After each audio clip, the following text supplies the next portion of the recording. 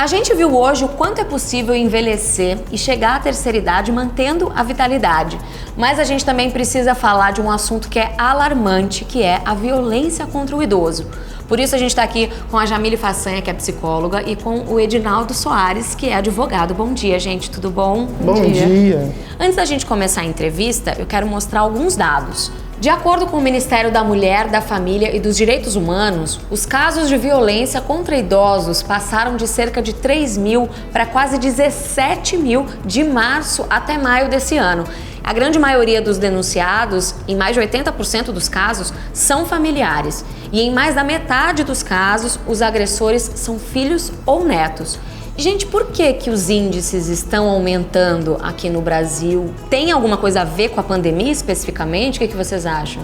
Muitas vezes são muitas pessoas dentro de um mesmo ambiente, cada uma com necessidades diferentes, e aí conciliar tudo isso tem sido uma dificuldade relacional. E ainda mais, pouca renda. Isso geralmente causa esse impacto, né, de violência, de maltratos, né, de sobrecarga da dignidade. E normalmente o idoso ele acaba não denunciando, né? Ou seja, esses números eles podem até ser maiores, né? O idoso ele se sente ao mesmo tempo frágil e querer proteger o seu ente familiar, porque geralmente quem fica com o idoso é um filho, é uma filha, é um sobrinho, é um primo, e nos casos que eu tenho acompanhado na minha vivência, é que o idoso ele não costuma denunciar, às vezes por pena do seu cuidador e por uma situação de desamparo. Se eu denunciar, para onde eu vou? E quais são os tipos de violações mais comuns contra os idosos? Uma das principais é a violação financeira. Geralmente o ente pega o cartão do idoso, faz empréstimos, às vezes é usuário de drogas, às vezes aquele filho ou filha tem 10 agregados em volta. E muitos idosos, eu já cheguei em casas que às vezes não tem nem o que comer. O idoso também ele tem necessidades emocionais que nesse momento terminam sendo muito negligenciadas. Então é um idoso que não está tendo essa vivência do cuidado com a saúde de forma integral. Isso o torna vulnerável ainda mais a novos maus tratos. E gente, o que fazer quando o agressor é um filho, um neto, um parente bem próximo? Bem, nós temos os canais de comunicações governamentais e não governamentais.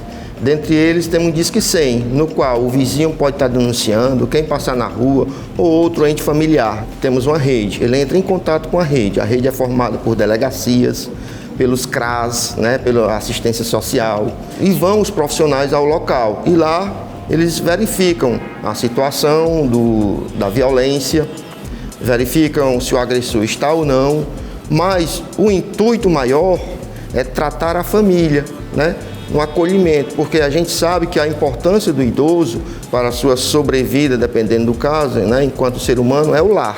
Então a primeira coisa que a gente precisa olhar nessa família é como é que está a divisão dessas tarefas. E a gente também cuida da questão do envolvimento social. O idoso, quando ele tem contato com mais gente, ele tende a ter uma saúde mental melhor. E quais são as características que um idoso que está sendo violentado apresenta? Tem características em comum? Como é que é? Tem. Geralmente tem uma retração, né, do comportamento. Então são idosos que vão buscar mais isolamento, menos convívio, menos verbalização, né? Com medo de falar e, como ele já citou, desproteger aquele parente, né? Então, geralmente ele se retrai e ele vai ter um aumento significativo do desânimo, da tristeza, da melancolia. Ele começa a ter uma característica de puxar muitas vezes para um quadro similar ao da depressão, às vezes até um quadro de depressão efetivo.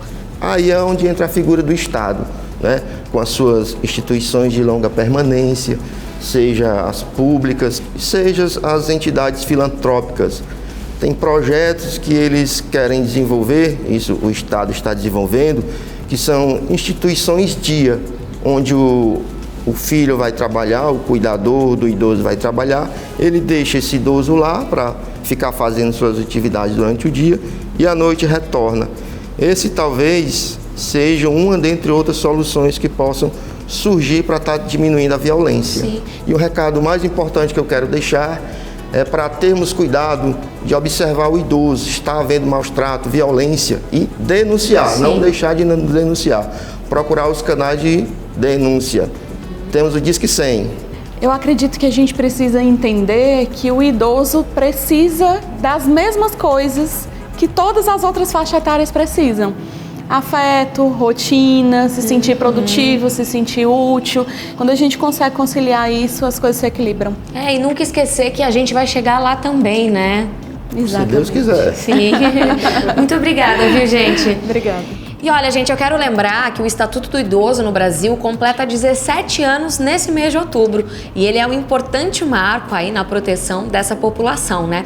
E se você quiser deixar alguma mensagem para reforçar essa luta, é só marcar a hashtag Respeito Não Envelhece. E aí você pode também deixar, inclusive, a sua mensagem nas redes sociais da Pague Menos, que defende uma vida plena, cheia de saúde e respeito a todos os brasileiros de todas as idades.